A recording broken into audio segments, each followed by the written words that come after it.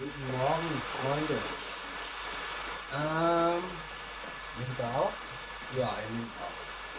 Heute lackiere ich ein bisschen. Dafür muss ich allerdings rausgehen. Ja, so wie es aussieht, scheint die Sonne nachher. Und ich bereite das jetzt schon mal alles ein bisschen vor, damit ich das nachher nicht machen muss.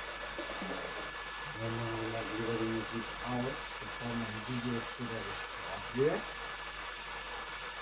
Ich zeige euch das gleich nochmal. Das ist von einem PC-Gehäuse das Seitenteil, wo eine Plexiglasscheibe dran ist. Und ich nehme halt dieses Kreppband und verklebe damit die Seitenteile.